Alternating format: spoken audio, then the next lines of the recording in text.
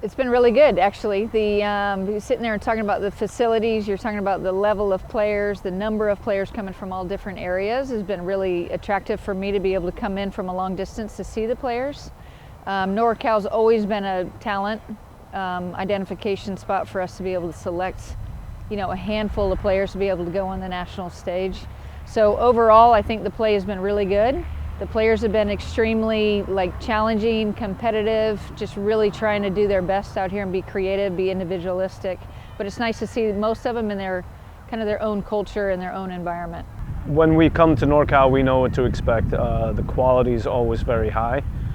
Traditionally, NorCal players have made up a lot of our international selection teams throughout the years, maybe 2 to 3 minimum on each team that we've ever traveled with. So we know that the quality is high and the players have characteristics that will allow us to compete internationally, and we know that we can trust that.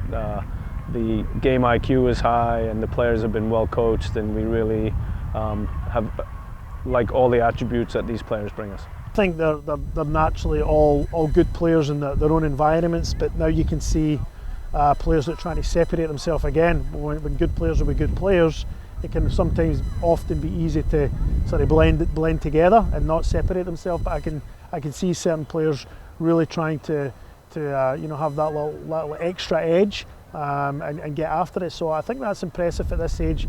They're really hungry to try and see what's next and how they can again separate themselves from the others. So that's been certainly impressive at such a young age. Just being able to see the technical ability and the tactical decisions of the players, if it's individually, if it's a small group. I know they're all coming together as a new team, and that we're mixing the players just to see how they respond.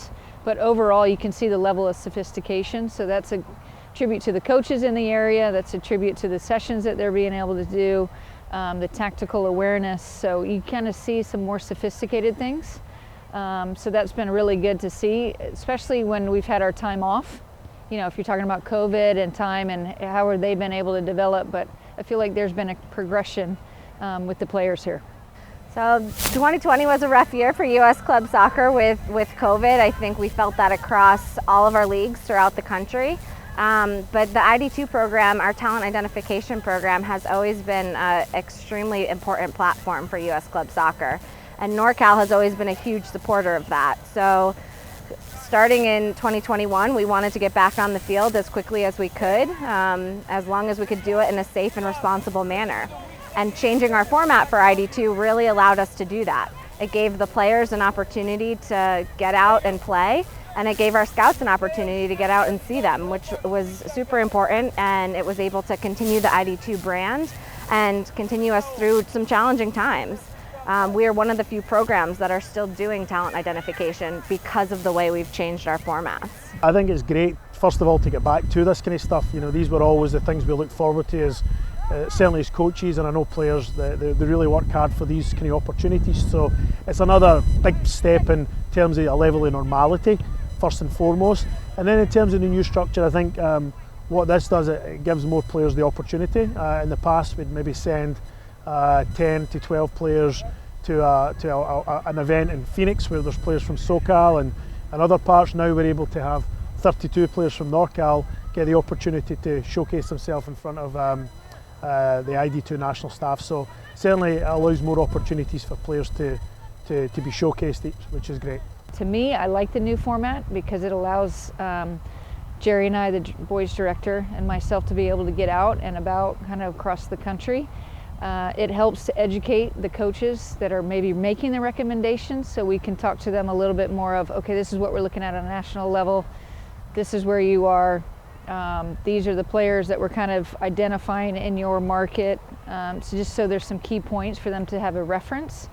But I really enjoy it, because I get to meet more people, I get to be in more environments, I get to see more players, and that's always been a challenge, because at times when you're talking about 4 camps, you're relying on a lot of people, and what I've found is the education piece needs to happen. If it's, what is a national level player that we're looking at on id2, and then that helps each coach, because each coach wants to have the information. So it's been really good for us to be able to get out and make it more personable and then help all the markets, because everybody is in this together, and the more we can provide resources, the better.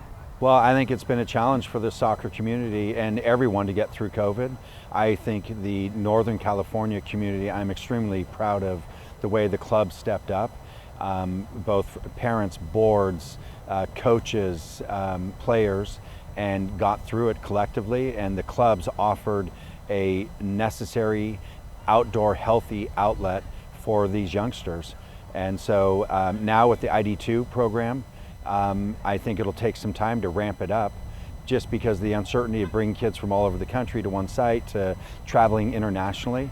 But I'm certain that the id2 program will go back to its place in the U.S. soccer structure, which was a valuable program that helped discover players for U.S. national teams, professional teams, and give kids just a valuable experience to help them move towards their dreams. California in itself is really competitive, you know, if you're talking about different markets, and I think it's, you know, the player pool is so deep and the day-to-day competition is there. So players are challenged, they're going to have to deal with adversity, how are they going to respond?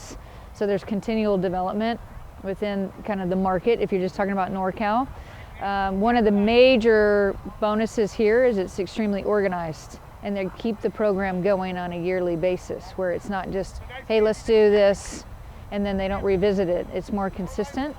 So that's been appealing to us to be able to come in, because we know that they've put in the time, they're organized, they've identified players, they brought in new players, new faces. So it's ever evolving in this market. So that's one thing that's one reason why we flew out here, to kind of get tabs on where everybody is in this market, to be able to invite them into potential national team programs. So all of the id2 efforts and all the PDP programs that we've done throughout the years, and NorCal was at the forefront of this, 10 years ago.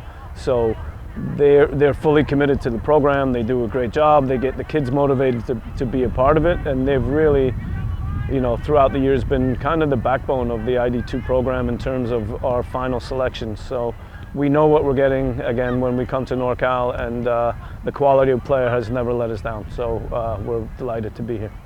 I think that we have the support of the soccer club community. So we know that the clubs will recommend their best players. I think we've had the best PDP program in the country. And so we've been able to train and filter the boys and girls at the youngest ages, and then offer development as they go on through.